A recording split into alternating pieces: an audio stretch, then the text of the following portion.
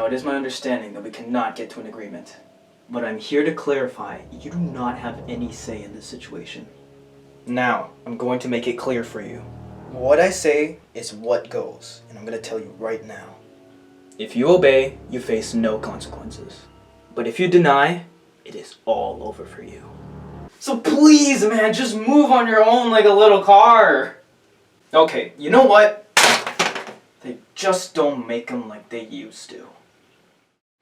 Hello everybody! Today we're going to be taking a look at JellyCar 2, released on November 7th of 2009. November 7th, huh? Well, yes, it would be cool to release this on its 13th birthday. I kind of needed a Halloween special, which is why I'm wearing this sweater. It's fall. Spooky screensaver. And one other thing. Why 2? Because while I have one both on my old iPad and PC, I don't exactly think it has all that much content to offer for a full-length video. I still like it though, but that's purely nostalgia. Also, there's actually a third one too, but that's for mobile only. Golly, I wonder if that's what's deterring me. But enough stalling, we've got gelatinous cars to talk about this spooky season.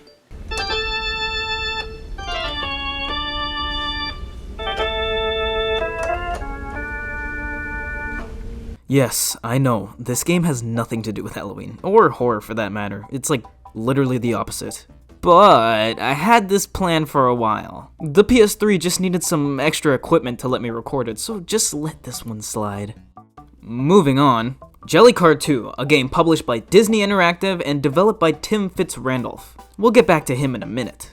Now, what started off as an Xbox 360 indie game demo, later got picked up by Disney for this game. And the next one. These games did fairly well, but unfortunately they died in 2014, for mobile at least.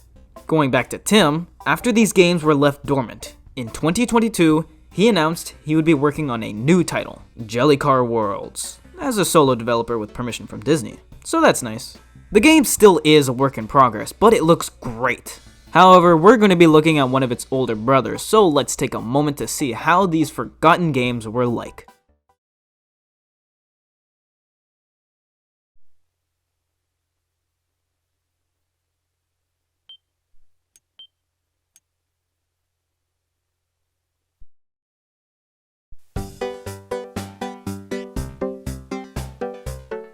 So yeah, JellyCar 2, a heavily physics-based action platformer starring a jelly car.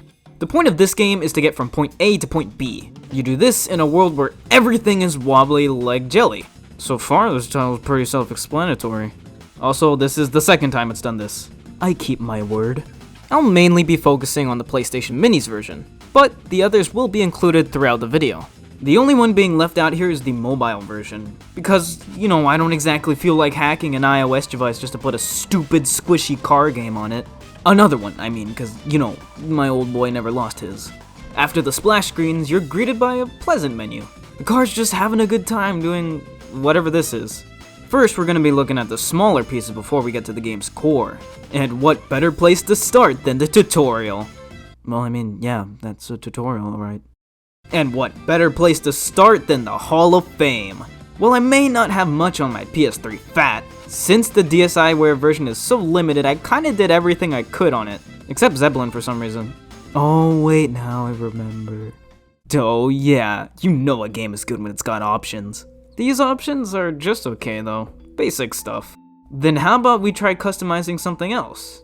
Well, this game gives you the freedom to pick your car's color. But not only that, you can also change its body type. You know, I wonder if there's a tier list because with this being a physics game, this choice actually affects how your car handles. Actually, who cares? I just pick one of the coolest ones and move on. You know, like every normal person. Next, we got the factory mode. While it may sound pretty cool, it's actually just a little time killer minigame. Guess this is more geared towards the portable versions.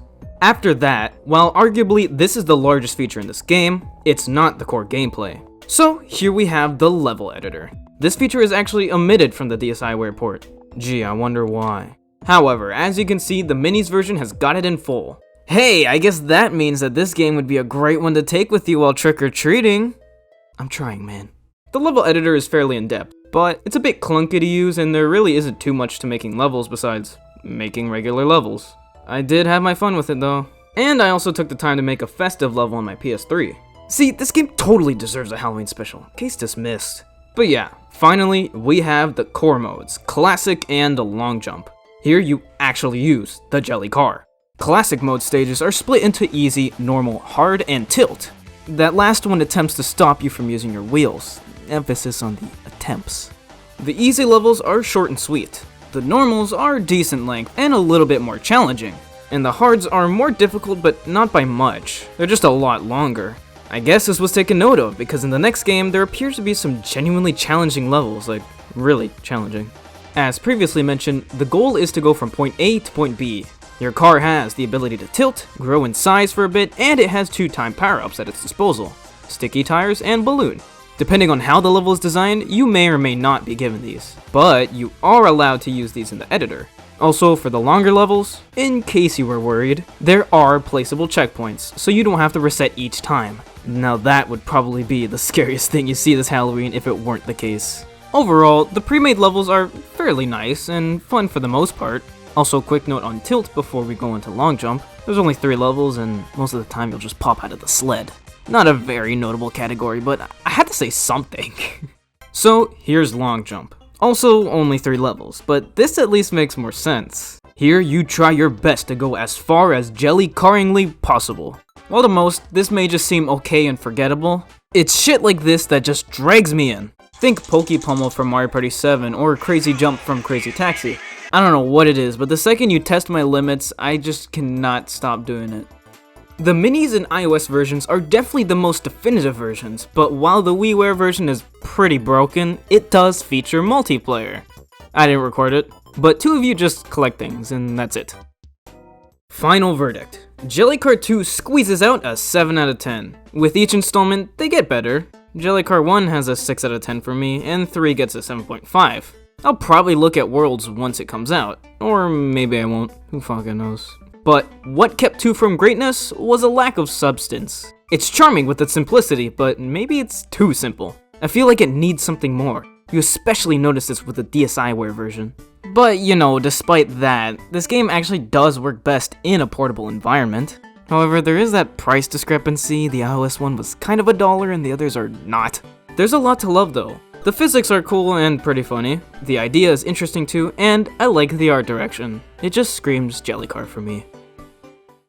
And there you have it, my review of JellyCar 2. It's very charming and I appreciate the work that's gone into it. But at its heart, it is just a mobile game after all, so there's not too much to offer. Also, it's got its weird pricing situations and you can't even really buy it anymore, but in its day, it was 99 cents on the mobile stores, while on the, I don't know, the DSiWare, the WiiWare, PlayStation Store, it had its different prices and it was all higher than the mobile market, so...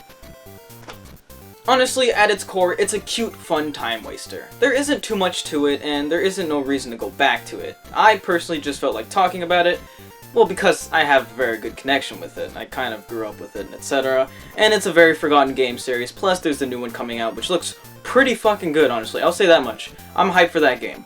And I hope maybe you guys are too, because it's a chance for him to redeem himself. And I hope he does, because, you know, he made some good games. Now, while I may not have a shot at getting Jelly to move, according to this game, I have a good chance with some yarn, so I'm gonna go have a quick talk with some wool. I'll be right back. Now, I was telling your friend earlier, you have no say in this